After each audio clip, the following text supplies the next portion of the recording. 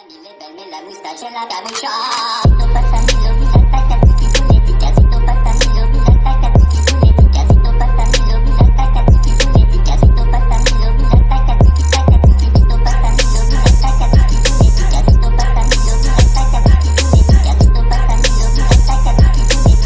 Mamie est belle mais la moustache elle a camucha.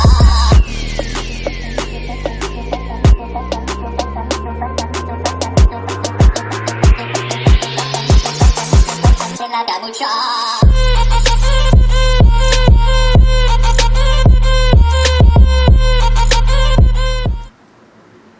Hey, salut les amis! Aujourd'hui sur Flow Adventure, on va aborder le deuxième point thématique de ma chaîne, c'est-à-dire la photographie.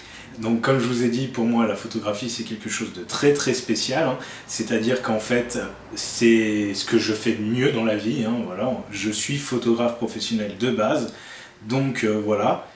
Aujourd'hui donc je vais aborder les appareils photo compacts comme vous avez pu le constater dans ma chaîne. Donc voilà à quoi ressemble un appareil photo compact numérique. Mais attention, une chose, hein, les appareils photo compacts ne sont pas nés à l'ère du numérique, ça existait déjà avant.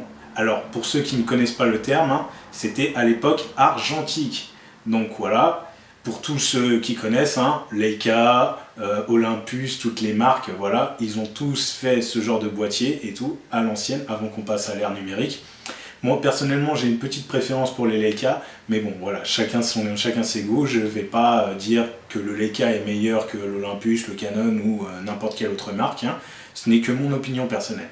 Voilà, donc il y a eu les appareils photo compacts, argentiques, après il y a eu les appareils dits jetables, je n'aime pas ce terme, donc moi je vais plutôt employer le terme prêt à photographier, c'est-à-dire c'était des boîtiers tout prêts, où vous n'aviez même pas besoin de mettre une pellicule à l'intérieur, parce qu'elle était déjà dedans, en fait il suffisait juste de l'allumer, de viser et de photographier, point.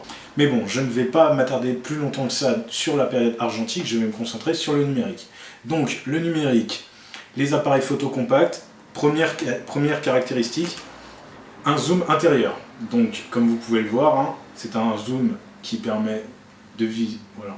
Là, il me permet de zoomer de une fois à 4 fois. Voilà. D'accord.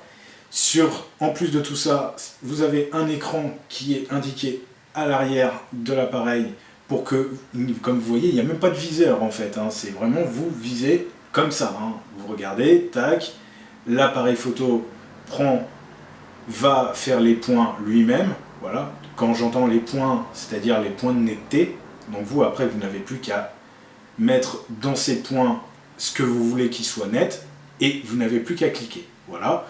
En dehors de ça, je n'ai pas grand chose à dire, hein. Donc vous avez plusieurs modes, hein. Par contre oui ça c'est vrai, je vais les aborder. Donc vous avez le mode tout automatique qui me permet en fait de faire une photographie mais en déclenchant automatiquement le flash. Ensuite vous avez le mode P, le mode photo, où là c'est exactement la même chose, sauf que vous pouvez décider de ne pas déclencher le flash, parce que si vous êtes dans un endroit où il y a assez de lumière, bah, ça sert strictement à rien, voilà, on va pas se mentir, à moins que vous vouliez que votre modèle ou ce que vous souhaitez prendre en photo soit cramé, hein, ça c'est au goût de chacun, hein. Ensuite vous avez, pour les boîtiers plus récents, vous avez le mode film, hein, donc qui vous permettait également de faire des vidéos, pas forcément très très longues, mais au moins des vidéos de qualité. Moi celui-là il date de 2009, hein, donc moi je peux filmer avec celui-là en 720p, avec 25 images par seconde, si je vous dis pas de conneries. Je suis pas sûr de mon coup, mais je pense que c'est ça. Et après vous avez des modes un peu plus loufoques, hein. Donc vous avez le mode nocturne pour faire des portraits de nuit, vous avez le mode paysage, le mode avec des effets de flou, vous avez le mode sourire, et sur les boîtiers plus récents vous avez les modes gastronomiques et je ne sais quoi d'autre, le mode sport aussi, puis d'autres modes dont je ne pourrais pas vous dire. Mais sachez une chose, dans les appareils compacts, il y a plusieurs gammes. Alors vous verrez que dans mes futures vidéos, hein, sur les autres genres d'appareils photo, ce sera exactement la même chose. Donc pour les appareils photo compacts, il y a le mode ludique, les appareils photo compacts ludiques, hein, donc voilà, hein, le terme résume vraiment tout, hein, c'est vraiment pour s'amuser. Ensuite vous avez des modes compacts, mais cette fois-ci étanches ou anti-choc. Alors étanche qui vous permet en gros de prendre des photos sous l'eau, et le mode anti-choc, hein, pour des zones un petit peu plus montagnardes et tout, où l'appareil peut risquer de chuter à n'importe quel moment, il peut résister à certains chocs. Hein. Non plus, ne faites pas les tests de ouf et tout, parce que bon, parce que pour le prix que vous allez le payer, vaut mieux éviter qu'il tombe, quoi. Après, voilà, chacun fait ce qu'il veut. Ensuite, vous avez les compacts gros zoom. Alors, il faut que vous sachiez que les appareils photo compacts sont arrivés à peu près dans les années 90. Si je vous dis pas de bêtises, en 1996, je crois que le premier appareil compact est sorti. C'était un Casio, si je vous dis pas de bêtises. Et après, il y a eu les autres marques et tout qui s'y sont mis aussi parce qu'ils ont vu que ça rentabilisait le truc et tout pour que la photographie soit accessible à tous. Hein. Voilà. Donc les compacts gros zoom, donc après une grosse période et tout où les compacts ont un peu stagné, vous avez eu les compacts gros zoom où là on permettait de zoomer pas de 1 à 4 fois mais carrément jusqu'à 30 fois, donc vous imaginez, hein, ça peut faire carrément un téléobjectif. Hein. C'est vraiment un outil très pratique pour les personnes qui voulaient se spécialiser dans différentes photographies, hein. Par exemple la macro, ou les photos sportives, hein, donc pour les grands passionnés de football, hein, quand vous êtes dans la tribune, avoir un compact gros zoom c'est très utile, hein, parce que voilà, on va pas se mentir, de la tribune jusqu'au terrain, il y a quand même une certaine distance, donc si vous avez la possibilité de zoomer un maximum, c'est quand même mieux.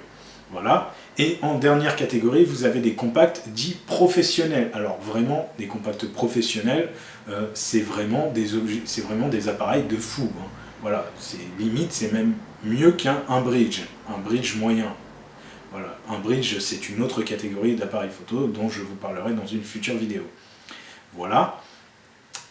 Donc les compacts professionnels, où là vous pouvez avoir, parce que je vais englober dans les compacts professionnels les compacts dits hybrides, c'est-à-dire avec des objectifs interchangeables, où là vous pouvez carrément changer l'objectif pour pouvoir varier les plaisirs et tout en fonction de telle ou telle photographie que vous voulez faire. Voilà les amis, cette vidéo se termine sur les appareils photo compacts, j'espère que ça vous aura plu. Hein.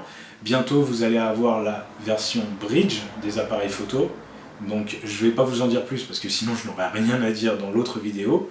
N'hésitez pas à me dire ce que vous en avez pensé dans les commentaires, n'hésitez pas non plus à liker et à partager cette vidéo. Sur ce, moi je vous laisse, ciao!